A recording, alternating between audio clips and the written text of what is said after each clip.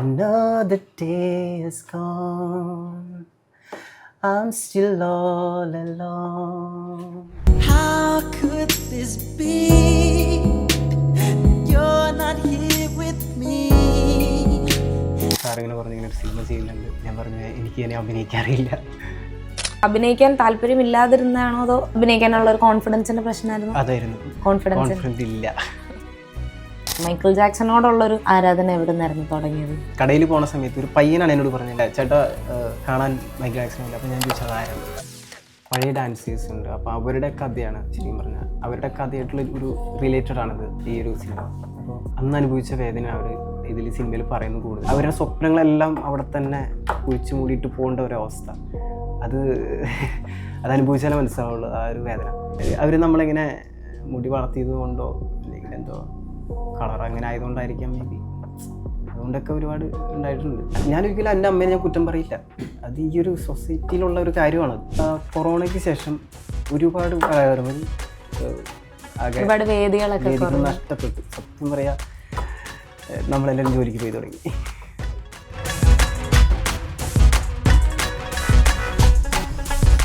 Cinema ഭ്രാന്തനിൽ നിന്ന് കൂടെ ഉള്ളത് സിബി ആണ്. സിബി, വെൽക്കം ടു സിനിമാ ഭ്രാന്തൻ. ഇപ്പം എന്താ പറയണ, ഒരു സിനിമ കഴിഞ്ഞപ്പോൾ തന്നെ ഒരു വലിയ സ്റ്റാർ ആയിരിക്കുകയാണ്. ഇത് നമ്മൾ സിനിമയുടെ റിലീസിന് മുന്നേ തന്നെ ചീള് പിള്ളേരുടെ ഞെരുപ്പ് അത് പറഞ്ഞ് കേട്ട് ആ ഞെരുപ്പ് കണ്ടിട്ട് ആൾക്കാരെല്ലാം കണ്ടു. സിബിയുടെ ആ ഒരു ക്യാരക്ടറിനെ സുറ എന്നൊരു ക്യാരക്ടറിനെ എല്ലാവരും ഏറ്റെടുത്ത് കഴിഞ്ഞിരിക്കുകയാണ്. ഇത് ശരിക്കും ഒരു ട്രിവാൻഡ്രം ബേസ്ഡ് ആയിട്ടുള്ള ഒരു സ്റ്റോറി നടക്കുന്ന സിനിമയാണ് മുൻപോക്ക്. അപ്പോൾ ചാലക്കുടിക്കാരനായ സിബി എങ്ങനെയാണ് ട്രിവാൻഡ്രം സിനിമയിലേക്ക് എത്തിയത്? ഫസ്റ്റ് ഓഫ് ഓൾ ഞാനൊരു ജാക്സൻ്റെ ഷോയൊക്കെ ചെയ്യുന്ന സ്റ്റേജിലൊക്കെ ചെയ്യുന്ന, അപ്പോൾ അത് കണ്ടിട്ടാണ്, ഷോ കണ്ടിട്ടാണ് വിനോദ് സാർ എന്നെ വിളിക്കുന്നത്. ഡയറക്റ്റ് ഇങ്ങോട്ട് വിളിച്ചതാണ്. ആൾ വന്ന് ജോമുത്തേട്ടനാണ് എന്നെ വന്ന് വീട്ടിൽ വന്ന് വിളിച്ചത്. അപ്പോൾ സാറിൻ്റെ അടുത്ത് പോയി സാറിങ്ങനെ പറഞ്ഞു ഇങ്ങനെ ഒരു സിനിമ ചെയ്യുന്നുണ്ട്. ഞാൻ പറഞ്ഞു എനിക്ക് ഇനി അഭിനയിക്കാറില്ല, കാരണം ഞാൻ ഇങ്ങനെ സ്റ്റേജ് ഷോയാണ് ചെയ്യുന്നത്, എനിക്കങ്ങനെ അത് കുഴപ്പമില്ല നീ ചെയ്യ് എന്ന് പറഞ്ഞാണ്. അങ്ങനെയാണ് ഞാൻ ഇതിലേക്ക് വന്ന് എത്തിപ്പെടുന്നത്. ആ ഷോയാണ്, ജാക്സന്റെ ഷോയാണ്. ഇതിനു മുൻപ് വേറെ ഗപ്പിയിൽ അഭിനയിച്ചിട്ടില്ലേ? അതിപ്പം ലൈക്ക് അഭിനയിക്കാൻ താല്പര്യമില്ലാതിരുന്നാണോ അതോ അഭിനയിക്കാനുള്ള ഒരു കോൺഫിഡൻസിന്റെ പ്രശ്നമായിരുന്നു? അതായിരുന്നു കോൺഫിഡൻസ് ഇല്ല, കാരണം ഞാൻ ഒരിക്കലും അഭിനയിക്കണമെന്ന് വിചാരിച്ച് നടക്കുന്നതല്ല, എനിക്ക് സ്റ്റേജ് പരിപാടി ചെയ്യാനുള്ള ആ ഒരു ലെവൽ. അതുകൊണ്ടാണ് ഞാനത് സാറ് പറഞ്ഞപ്പോൾ ഞാൻ പേടിച്ചാണ് പറഞ്ഞത് എനിക്ക് അഭിനയിക്കാറില്ല, എനിക്ക് എന്നെ കൊണ്ടത് പറ്റില്ല അതുകൊണ്ട്. പിന്നെ പക്ഷേ സാറ് അത് നിർബന്ധിച്ച് നിനക്ക് കുഴപ്പമില്ല, നിനക്ക് ചെയ്യാൻ പറ്റും, അവിടെ തന്നെ ഓഡിഷൻ ചെയ്യിപ്പിച്ചോട്ടെ എന്നെ. അങ്ങനെ ചെയ്യിപ്പിച്ചാണ് എന്നെ സെലക്ട് ചെയ്തത്. എന്നിട്ട് ഇപ്പം അത് തിയേറ്ററിലൊക്കെ കണ്ടു, ഇറങ്ങാനുള്ളൊരു വലിയ കാത്തിരിപ്പ് ഉണ്ടായിരുന്നു. കാത്തിരിപ്പിന് ശേഷം ഇപ്പം റിലീസായി സിനിമ കാണുന്ന എല്ലാവരും പോസിറ്റീവാണ് പറയുന്നത്. പ്രത്യേകിച്ചും സിബിയുടെ ഒരു ക്യാരക്ടറിന് കിട്ടുന്ന ഒരു അപ്രിസിയേഷൻ ഉണ്ട്. അത് കാണുമ്പോൾ, അതായത് അഭിനയത്തിലേക്ക് വരണം എന്ന് ആഗ്രഹിക്കാത്ത ഒരാൾ ആക്സിഡൻ്റലി സിനിമയിലേക്ക് എത്തിപ്പെടുന്നു, സിനിമയിലെ ഏറ്റവും ഇമ്പോർട്ടൻ്റ് ആയിട്ടുള്ളൊരു റോൾ ചെയ്യുന്നു. ഇപ്പോൾ കിട്ടുന്ന റെസ്പോൺസസ് ഒക്കെ കേൾക്കുമ്പോൾ എന്താ തോന്നുന്നത്? എന്താ പറയുക, നമ്മളൊരു മായലോകത്താണോ എന്ന് തോന്നുന്നു. കാരണം ഇത് എന്നോട് തന്നെയാണ് പറയണത്. കാരണം എല്ലാവരും വന്ന് വെറുതെ വന്ന് നീ നന്നായിട്ട് ചെയ്തു അങ്ങനെയല്ല പറയുന്നത്, എല്ലാവരും കണ്ണ് നിറഞ്ഞ് മനസ്സ് നിറഞ്ഞ് പറയുന്ന ഒരു ഫീലായിരുന്നു. എനിക്ക് ഭയങ്കര ഇഷ്ടപ്പെട്ടു. ഇഷ്ടപ്പെടുന്നതല്ല, ഭയങ്കര സന്തോഷം. അത് എന്താ പറയുക, റിസൾട്ടാണ് നമ്മൾ ഇത്ര നാൾ അനുഭവിച്ച ഈ ഒരു സിനിമയ്ക്ക് വേണ്ടി ഞാൻ ഒരുപാട് എന്താ പറയുക, ഇതിലെ ഡാൻസൊക്കെ പഠിക്കാൻ ഭയങ്കര ബുദ്ധിമുട്ടാണ്. കാരണം വെച്ചാൽ ഞാൻ ജാക്സ് മാത്രമേ ചെയ്യുന്നുള്ളൂ. അപ്പോൾ ഇതിൽ പോപ്പിങ്, ലോക്കിങ് അങ്ങനെ കുറേ സ്റ്റൈൽസുകളുണ്ട്. അപ്പോൾ അതിലേക്ക് കൺവേർട്ട് ആവാനായിട്ട് ഒരുപാട് ടൈം എടുത്തു എനിക്ക്. പിന്നെ ലാംഗ്വേജ് അത് ഭയങ്കരമായിരുന്നു. ചാലക്കുടി വലിയ ഡിഫറൻസ് ഉണ്ട്. ഇടയ്ക്കൊക്കെ സാറ് പറയും മോനെ നീ അവിടെ നിന്ന് വിട്, തിരുവാണ്ടത്തേക്ക് അത് എപ്പോഴും സംഭവിക്കാറുണ്ട്. ഞാൻ എന്തെങ്കിലും പറയുമ്പോൾ അപ്പം തന്നെ നമ്മുടെ ചാലക്കുടിയാണ് വരും, തൃശ്ശൂർ ആ ഒരു ഇതിലേക്ക് വരും, ഞാൻ അറിയേണ്ടി വരും. അപ്പോൾ അത് ഭയങ്കര ബുദ്ധിമുട്ടായിരുന്നു, എനിക്ക് കഷ്ടപ്പാടായിരുന്നു.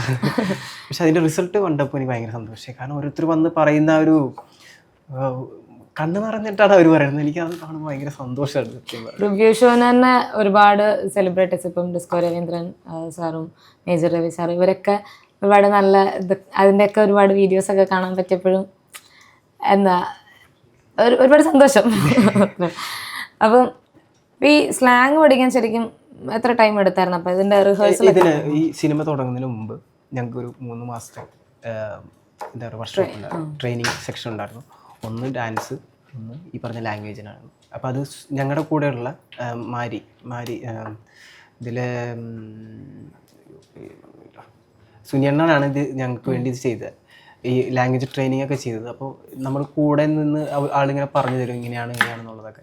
ഇവര് കുറെ പേരും ട്രിവാൻഡ്രം ബേസ്ഡ് ആണ്. ഈ അനുനാഥ് അല്ലെങ്കിൽ ജയ്ക്ക് എന്ന് പറഞ്ഞ ക്യാരക്ടർ ചെയ്തിരിക്കുന്ന അനുനാഥ് അവൻ കോഴിക്കോടാണ്. അപ്പം ഞങ്ങൾ രണ്ടുപേരും നല്ലോണം, പക്ഷെ അവൻ നന്നായിട്ട് ഫ്ലുവൻ്റ് ആയിട്ടോ, അവൻ എന്നെക്കാളും പിക്കപ്പായി. പക്ഷെ ഞാനാണ് ഇതിൽ ഏറ്റവും പുറകോട്ടായിരുന്നത് സത്യത്തിൽ. ഇവരെല്ലാവരും നന്നായിട്ട് പറയുമ്പോഴും എനിക്ക് ഇടയ്ക്കിടയ്ക്ക് പോകുമായിരുന്നു. അപ്പോൾ സാർ എപ്പോഴും പറയാം ശ്രദ്ധിക്കുന്നു പറയാറുണ്ട്. അത് കുഴപ്പമില്ല, പക്ഷെ എന്നാലും ചെയ്തു. ഈ മൈക്കിൾ ജാക്സൺ സ്റ്റേജ് ഷോസ് ഒക്കെ ചെയ്യുന്ന ആളായിരുന്നല്ലോ. അപ്പം മൈക്കിൾ ജാക്സണോടുള്ളൊരു ആരാധന എവിടെ നിന്നായിരുന്നു തുടങ്ങിയത്? അത് ഞാൻ ഒരു ഷോപ്പിൽ ചെരുപ്പടയിൽ നിൽക്കുന്ന സമയമായിരുന്നു. അപ്പോൾ എനിക്ക് പഠിക്കാൻ വലിയ ഇതല്ല, ഞാൻ അത്ര പുറകോട്ടാണ്. അതുകൊണ്ട് ഞാൻ ജോലിക്കാണ് പോയിക്കൊണ്ടിരുന്നത്. ഇത് ചെറിയ പ്രായത്തിൽ മീൻസ് ഒരു 2009 ആ സമയത്ത്. അപ്പോൾ ഞാൻ ഈ കടയിൽ പോണ സമയത്ത് ഒരു പയ്യനാണ് എന്നോട് പറഞ്ഞത്, മോനെ അല്ല ചേട്ടാ കാണാൻ മൈക്കിൾ ജാക്സനെ പോലെ. അപ്പോൾ ഞാൻ ചോദിച്ചു അതാരാന്ന് ചോദിച്ചു. കാരണം എനിക്കറിയില്ലായിരുന്നു അതായിരുന്നു. കാരണം ഞാൻ ഡാൻസിനെ കുറിച്ച് ഇപ്പോൾ സ്കൂളിലൊക്കെ നമ്മളിങ്ങനെ തള്ളിവിടും, ഇങ്ങനെ ഒരു ഡാൻസ് കളിക്കാൻ ആരുള്ളതെന്ന് പറയുമ്പോൾ അങ്ങനെ പിള്ളേർ തള്ളിവിടുന്ന ഒരാളായിരുന്നു. മീൻസ് എനിക്ക് ഡാൻസ് അറിയാൻ ഇങ്ങനെ എന്തെങ്കിലുമൊക്കെ ചെയ്യുന്നുള്ളൂ സ്കൂളിലൊക്കെ, പക്ഷേ ഒരു പ്രൊഫഷണലായിട്ടൊന്നും ഞാൻ പോയിട്ടുണ്ടായില്ല. അത് അവിടെ വെച്ച് ആ മൊമെൻറ്റിൽ വെച്ച് ആ പയ്യൻ പറയുമ്പോൾ ഞാൻ ചോദിച്ചു അത് ആരാന്ന് ചോദിച്ചത്. ശരിക്കും മൈക്കിൾ ജാക്സൺ അറിയില്ല. എനിക്ക് ആ ആൾ മരിച്ചതിന് ശേഷമാണ് ഞാൻ അറിയുന്നത്. എനിക്കിത് ഇപ്പോഴും അതിൻ്റെ ഒരു വിഷമമുണ്ട് എൻ്റെ മനസ്സിൽ. കാരണം എനിക്ക് ആളെ കാണണമെന്നാണ് എൻ്റെ ആഗ്രഹം. കാരണം ഞാൻ ചെയ്ത് എനിക്ക് ഞാൻ ഭയങ്കര ആരാധനയാണ് ആളോട്. സോ എനിക്ക് ആളെ കാണുന്നത്, പക്ഷേ എനിക്ക് നടക്കില്ല അത് ആൾ മരിച്ചതിന്. അപ്പോൾ അത് വല്ലാത്തൊരു വേദന തന്നെയാണത്. കാരണം ഇതെന്തുകൊണ്ട് എനിക്ക് മുന്നേ എനിക്ക് കാണാൻ പറ്റിയില്ല എന്നുള്ളൊരു വിഷമമുണ്ട് എപ്പോഴും. അപ്പോൾ ഈ പയ്യൻ പറയുമ്പോൾ ഞാനത് ആ സമയത്ത് ഈ TV-കളൊക്കെ ഇങ്ങനെ കടയുടെ പുറത്തേക്ക് വയ്ക്കുകയായിരുന്നു. അപ്പോൾ ആ സമയങ്ങൾ അത്രയും ഫേമസ് ഒരാളല്ലേ. അപ്പോൾ അവിടെ വെച്ചാണ് ഞാൻ ആദ്യമായിട്ട് ത്രില്ലർ എന്ന് പറഞ്ഞൊരു ഇത് കാണുന്നത്. അത് എന്നെ വല്ലാണ്ട് അങ്ങ് ഇതായിപ്പോയി. കാരണം ഞാൻ നോക്കുമ്പോൾ എനിക്ക് ഞാനായിട്ട് ഫീൽ ചെയ്ത്. കാരണം വെച്ചാൽ അതുപോലത്തെ മുഖം ഞാൻ അപ്പോഴാണ് കാണുന്നത് ജാക്സൺ. അത് ഇതായിരുന്നില്ല ജാക്സൺ എന്നുള്ളത്. പിന്നെ ഡാൻസ് മൂവ്മെൻറ്റും പാട്ടൊക്കെ അതൊക്കെ കേട്ടപ്പോൾ ഞാൻ ഭയങ്കര ഇതായി, എക്സൈറ്റ്മെൻ്റ് ആയി. പിന്നെ അതിൻ്റെ CD ഇട്ട് കണ്ട് പഠിച്ച് അവിടെ വെച്ചിട്ടാണ് ഞാൻ ചാലക്കുടിയിലുള്ള ഒരു ഡാൻസ് ക്ലാസ്സിൽ കയറിയത്, TTDC. അവിടുത്തെ മാസ്റ്റർ ഈ ചാലക്കുടിയിൽ മെയിനായിട്ട് ജാക്സൺ ചെയ്യുന്ന ആളായിരുന്നു. അതും വലിയൊരു ഇത് പഠിക്കാൻ വേണ്ടി തന്നെ കയറിയതായിരുന്നു. ജാക്സൺ അല്ല, സാധാ ബേസ് കിട്ടാൻ വേണ്ടി ഞാൻ കയറിയത്. പക്ഷേ പിന്നീട് ആളുടെ ഷോ ഞാൻ കണ്ടു. അപ്പോൾ ആളുടെ ഷോ നമ്മളിങ്ങനെ നോക്കിയിരിക്കും. കാരണം ആളും ചെയ്യുന്നത് ജാക്സൺ തന്നെയാണ്. അപ്പോൾ എനിക്ക് അതുപോലെ ചെയ്യണമെന്നൊരാഗ്രഹമായിരുന്നു. അത് തന്നെയാണ് ഇൻസ്പിറേഷനൊക്കെ എനിക്ക് ഒരുപാട്. അപ്പോൾ പിന്നെ അവിടെ നിന്ന് നേരെ ഡാൻസ് ബേസൊക്കെ അവിടെ നിന്ന് കിട്ടിയത്, ക്ലാസ്സിൽ നിന്ന് കിട്ടിയത്. അതിനുശേഷം ഞാൻ പാട്ടൊക്കെ പാടുമായിരുന്നു, തമിഴ് ഹിന്ദിയൊക്കെ ഇതിലേക്ക് ഞാൻ വരുമായിരുന്നു. അങ്ങനെ ആ സ്റ്റേജ് ഷോയിലേക്ക് കയറുന്നത് അങ്ങനെയാണ്, പാട്ട് ഡാൻസ് ഇതിലേക്ക് പിന്നെ പയ്യെ ജാക്സൺ ചെയ്യാൻ തുടങ്ങി. സ്റ്റേജ് ഷോ എവിടെയായിരുന്നു? ഫസ്റ്റ് സ്റ്റേജ് ഷോ എന്ന് പറയുന്നത് അതൊരു കല്യാണ പരിപാടിയായിരുന്നു. ആദ്യമായിട്ട് ഞാൻ ഈ ജാക്സൻ്റെ ആണോ ചോദിച്ചത്? ഞാൻ ആദ്യമായിട്ട് ചെയ്തത് ഒരു കല്യാണ പ്രോഗ്രാമിന്. എനിക്ക് എനിക്ക് ഓർമ്മയുണ്ട്. അപ്പോൾ ഇങ്ങനെ ലാസ്റ്റ് എല്ലാം കഴിയാറായി, എല്ലാവരും പാട്ട് ചാലക്കുടി കലാകാരന്മാരെല്ലാവരും അവിടെ പാടുന്നതോടെ. അപ്പോൾ ഞാൻ ഈ ആശാൻ എന്നെ ഇങ്ങനെ ഇടയ്ക്കിടയ്ക്ക് പരിപാടിക്ക് കൊണ്ടുപോയിട്ട് പാട്ടൊക്കെ ഓടിക്കായിരുന്നു. അപ്പോൾ ആദ്യമായിട്ട് എന്നോട് പറഞ്ഞു, എടാ ഇങ്ങനെ ഒരു ഷോ ഇത് നടക്കുന്നുണ്ട്, നിനക്ക് പറ്റുമെങ്കിൽ നീ വെറുതെ ഒന്ന് ചെയ്ത് നോക്കിയോളാം പറഞ്ഞു. അങ്ങനെയാണ് ആദ്യമായിട്ട് ഞാനൊരു തമിഴ് പാട്ട് പാടുന്നത്. പാട്ട് പാടി ഏറ്റവും അവസാനം ഞാൻ പാടിയിട്ട് എല്ലാവരും കഴിച്ചിട്ട് എനിക്ക് ഒരാളോട് ഉണ്ടെന്ന് പാടണം എന്ന് പറഞ്ഞു. അങ്ങനെ കയറി പാടിയത് അവർക്ക് എല്ലാവർക്കും ഇഷ്ടമായി. അങ്ങനെയാണ് ഞാൻ അപ്പോഴാണ് കലാഭവൻ ചെയ്യുന്ന ഒരാൾ എന്നെ കാണുന്നത്, പുള്ളി എന്നെ ഇതിലേക്ക് ക്ഷണിച്ചത്. സത്യത്തിൽ ഇതെല്ലാം സംഭവിക്കുന്നത് കലാഭവൻ ചെയ്യുന്നുള്ളൊരു ചേട്ടൻ തന്നെയാണ്. ആ ചേട്ടനാണ് എന്നെ ഇതിലേക്ക് ഈ ജാക്സൺ ചെയ്യണമെന്നുള്ളൊരു, ഞാൻ ആളോട് പറഞ്ഞപ്പോൾ ആൾ പറഞ്ഞു കുഴപ്പമില്ല നീ ചെയ്തോന്ന് പറഞ്ഞു.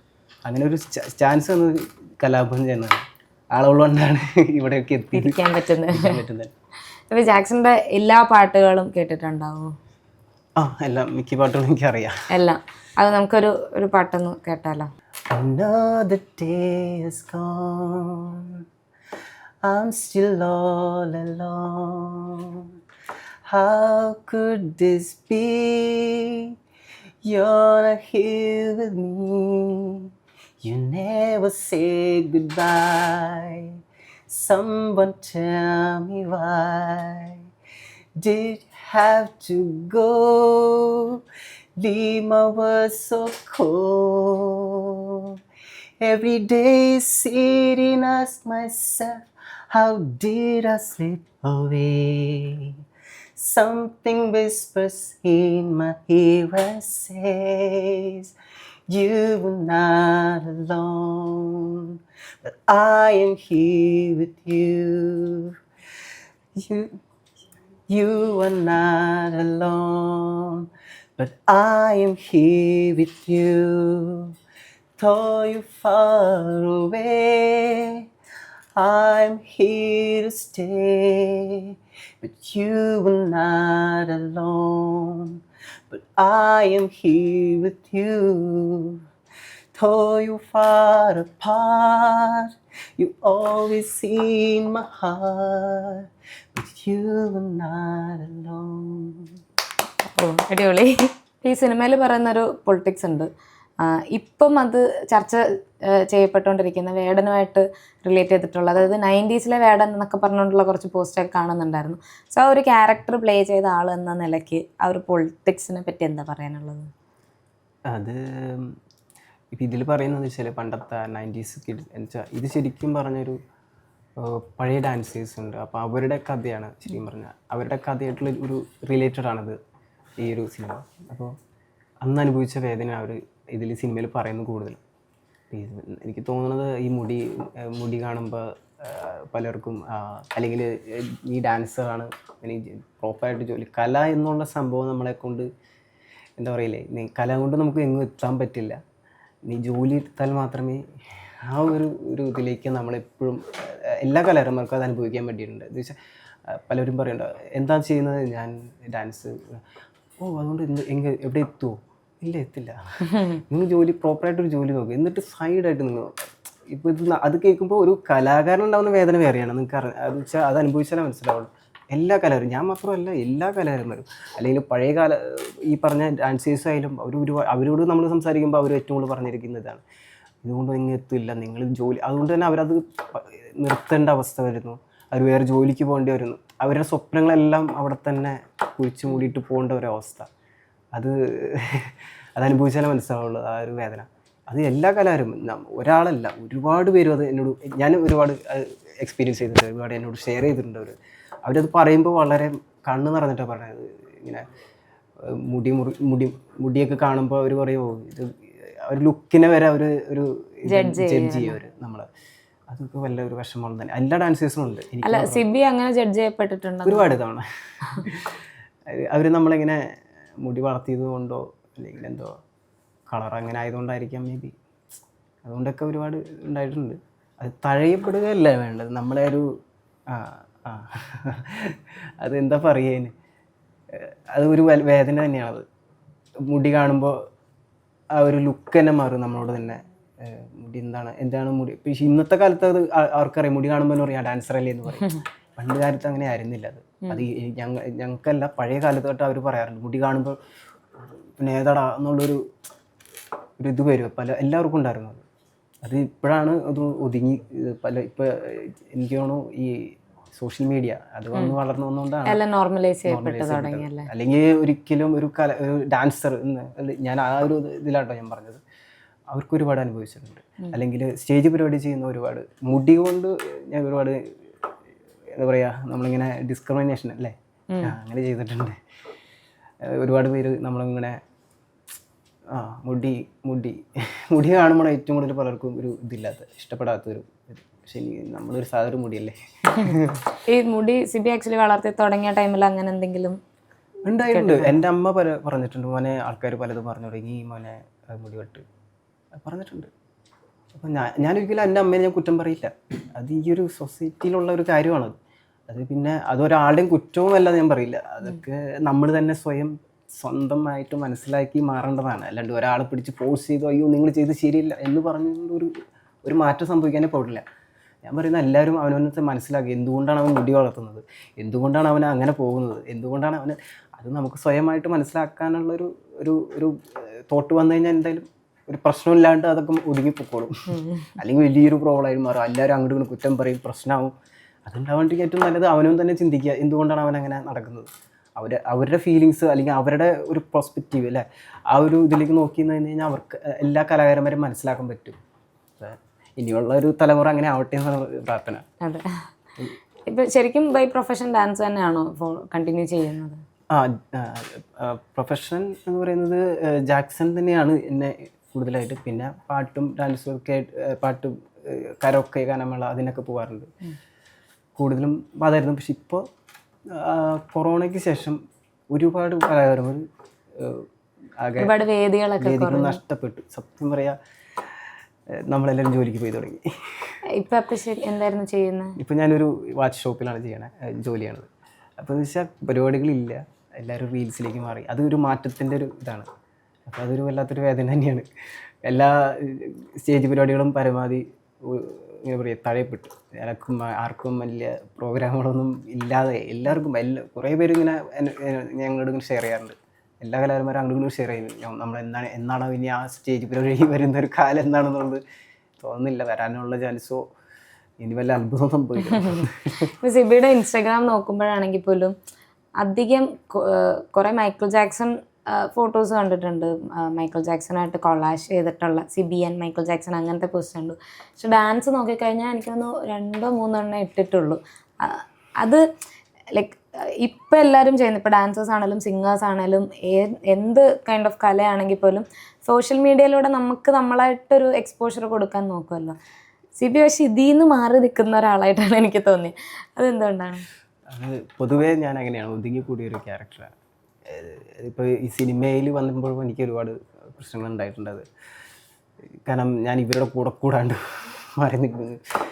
എനിക്കെന്തോ അങ്ങനെ ചെയ്യുന്ന, എനിക്കിതുവരെയും ഞാൻ സ്റ്റേജിൽ ചെയ്യുന്ന കാര്യങ്ങളൊക്കെ ഇടാൻ ഇതിൽ നമ്മുടെ അക്കൗണ്ടിൽ ഇടാന്നുള്ളൊരു അങ്ങനെ ഇതൊരു വന്നിട്ടില്ല. അതാണ് ഞാൻ അധികം വീഡിയോസൊന്നും കാണാത്തത്. എനിക്ക് അത് എൻ്റെ ഒരു കുറവായിട്ടാണ് ഞാൻ കാണുന്നത്. ഇനി അത് ചെയ്യണം എന്നുണ്ടോ? ഇപ്പോൾ ചെയ്യണമെന്നൊക്കെ ഉണ്ട്. കാരണം ഞാൻ സോഷ്യൽ മീഡിയയിൽ അത്ര ആക്റ്റീവ് അല്ലാത്തതുകൊണ്ടാണ് കേട്ടോ അങ്ങനെ. മൂൺമൊക്കെ വന്നതിന് ശേഷം കുറച്ച് ആക്റ്റീവ് ആയ പോലെ ഉണ്ട്. ഇനി അഭിനയം കണ്ടിന്യൂ ചെയ്യാൻ തന്നെയാണോ പ്ലാൻ? പിന്നെ ചെയ്യണം ഉറപ്പായിട്ടും. ഇപ്പം ഇത് സിനിമ ഇറങ്ങിയതിന് ശേഷം ഏതെങ്കിലും ഡയറക്ടേഴ്സ് അങ്ങനെയുള്ളവരുടെയൊക്കെ കോളോ എന്തെങ്കിലും റെസ്പോൺസ് ഒക്കെ കിട്ടി തുടങ്ങിയ? ഇല്ല, ആ ഒരു ലെവലിലേക്ക് എത്തിയിട്ടില്ല. ഞാൻ പറഞ്ഞത് എനിക്ക് ആഗ്രഹമുണ്ട് ചെയ്യണമെന്നുള്ളത്. പിന്നെ കാസ്റ്റിംഗ് ഉള്ള ആൾക്കാരൊക്കെ നമ്മളിങ്ങനെ കാണുമ്പോൾ വിളിക്കാം എന്നുള്ളൊരു ഇത് വന്നിട്ടുണ്ട്. അത് തന്നെ വലിയ കാര്യം. ഈ സിനിമ ശരിക്കും കുറച്ച് ഈ പണ്ടുണ്ടായിരുന്ന 80s 90s കാലഘട്ടത്തിൽ ഉണ്ടായിരുന്ന കുറച്ച് പേരുടെ റിയൽ ലൈഫിൽ നിന്ന് ഇൻസ്പയർഡ് ആയിട്ടുള്ള ഒരു സിനിമയാണല്ലോ. ഞാൻ ആക്ച്വലി അവരുടെ ഇൻ്റർവ്യൂ ചെയ്തിട്ടുണ്ടായിരുന്നു. കുറേ പേരുണ്ടല്ലോ. അവരിലൊരു 6 പേരാണെന്ന് തോന്നുന്നു. അത്രയും പേരെ ഒരുമിച്ച് ഞാനത് ഇൻ്റർവ്യൂ ചെയ്തിട്ടുണ്ടായിരുന്നു. അപ്പോൾ അവരുടെ ഒരുപാട് കഥകൾ കേട്ടു. അതിൽ ഒരാൾ പറഞ്ഞിട്ടുണ്ടായിരുന്നു ആളുടെ ലൈഫിൽ നിന്നുള്ള കുറേ ഇൻസിഡൻസ് സിനിമ ഇറങ്ങുന്നതിന് മുൻപായിരുന്നു, ട്രെയിലറിലൊക്കെ ഉണ്ടായിരുന്നു എന്നൊക്കെ. ആ സിബിയുടെ ക്യാരക്ടർ ശരിക്കും ഇവരിൽ ആരുടെങ്കിലും ക്യാരക്ടറായിട്ട് അല്ലെങ്കിൽ അവരുടെ കഥയായിട്ടെല്ലാം സാമ്യമുള്ളതായിട്ടുണ്ട്. കാരണം വെച്ച് കഴിഞ്ഞാൽ അത് തന്നെയാണ് സുര എന്നുള്ള ക്യാരക്ടർ. ശരിക്കും പറഞ്ഞാൽ ആ പണ്ട് കാലത്ത് ഇപ്പം എനിക്ക് ആ ക്യാരക്ടർ കിട്ടാനുള്ള ഭയങ്കര എൻ്റെ ഈ സ്വഭാവം തന്നെയാണ്, ഒതുങ്ങിക്കൂടുന്ന ഒരു ക്യാരക്ടറാണ്. സുരയും അതുപോലെ തന്നെയാണ്. വളരെ വിഷമമാണ് അവൻ്റെ ആ ഒരു ഇത്. അവനിപ്പോഴും അതിൽ ഒറ്റയ്ക്കിരിക്കാനും ഒറ്റപ്പെടുന്നൊരു ഇതാണ്. അപ്പോൾ അത് ഈ അന്നത്തെ കാലത്ത് അനുഭവിച്ചിരുന്ന വേദന തന്നെയാണ് ആ സുര എന്നുള്ള ക്യാരക്ടർ ശരിക്കും എന്താ പറയുക പ്രതിനിധീകരിക്കുന്നത്. അന്നത്തെ കലാകാരന്മാർ ഡാൻസേഴ്സ് അനുഭവിച്ച വേദന ഇതിലെല്ലാം ഞാൻ മാത്രമല്ല, സുര മാത്രമല്ല, ബാക്കി എല്ലാ ക്യാരക്ടറും അതിൽ ഇൻവോൾവാണ്. ലാസ്റ്റിൽ ആ ഒരു ശരിക്കുള്ള ഞെരുപ്പുണ്ടല്ലോ, അത് ആദ്യം കേട്ടു, പിന്നെ അത് പെർഫോം ചെയ്തു, കണ്ടു. ലൈക്ക് ആ ഒരു പ്രതീക്ഷയുടെ അടുത്ത് തന്നെ എത്തിയിട്ടുണ്ടായിരുന്നു.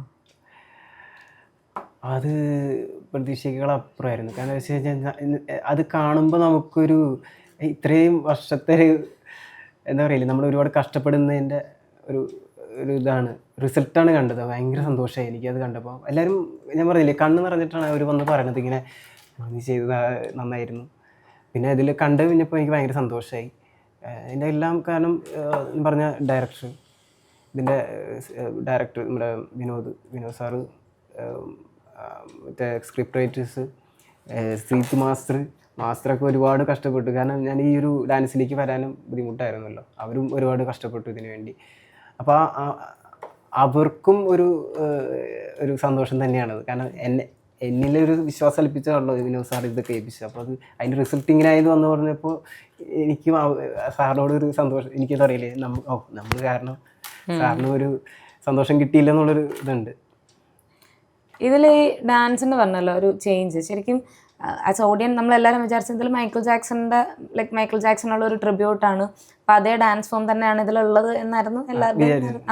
അപ്പോൾ എന്താ ശരിക്കും ചേഞ്ച് വരുന്നത്? അത് നിങ്ങൾ തിയേറ്ററിൽ കാണുന്നതായിരിക്കും ബെറ്റർ. പിന്നെ അതല്ല, ഇതിൽ കുറേ എലമെൻറ്റ്സ് ഉണ്ട്, നമ്മൾ ട്രെയിലർ കണ്ടിട്ടുണ്ടാവുമെങ്കിലോ.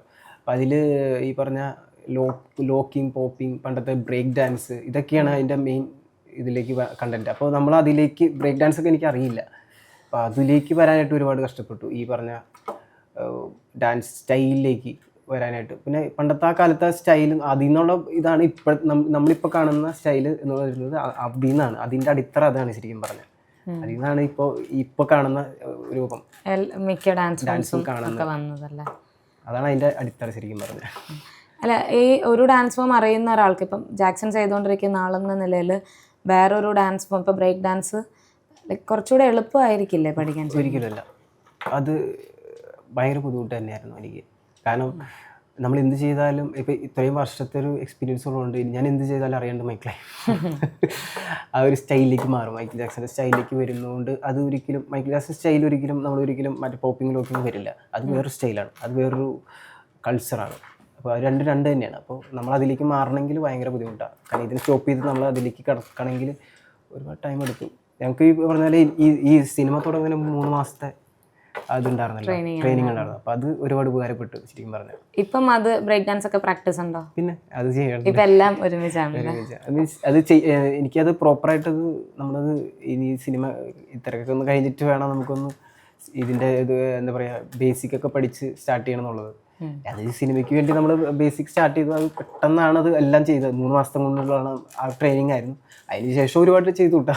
സിനിമയുടെ ഉള്ളിൽ കുറേ എണ്ണം ചെയ്തിട്ടുണ്ട്. കാരണം ഞാനും ഇപ്പോൾ പറഞ്ഞ അനിനാഥ്, മെയിൻ ക്യാരക്ടർ ജയ്ക്ക്, ഞങ്ങൾ രണ്ടുപേരൊക്കെയാണ് ഭയങ്കര ബുദ്ധിമുട്ടായത്. കാരണം ഞങ്ങൾ രണ്ടുപേർക്കും ഈ സ്റ്റൈൽ അറിയില്ല.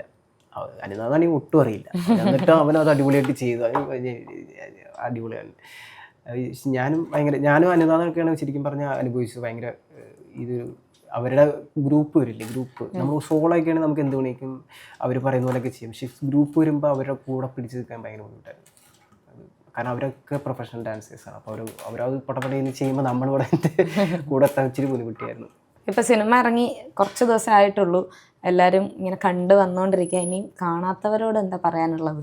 കാണാത്തവരോട് പറയാനുള്ളത് വെച്ചാൽ ഇതെല്ലാവരും വന്ന് സിനിമ തിയേറ്ററിൽ തന്നെ വന്ന് കാണണം. കാരണം എന്താ വെച്ച് കഴിഞ്ഞാൽ ഈ ഒരു സിനിമ പറയുന്നത് തന്നെ ആ കാലത്ത് അനുഭവിച്ചിരുന്ന വേദന, കലാകാരന്മാർ അല്ലെ ഡാൻസേഴ്സ് അനുഭവിച്ച വേദനകൾ വെച്ചാൽ ഈ ഒരു സിനിമ ഒരിക്കലും ഡാൻസ് സിനിമയായിട്ട് ആരും കാണരുത്.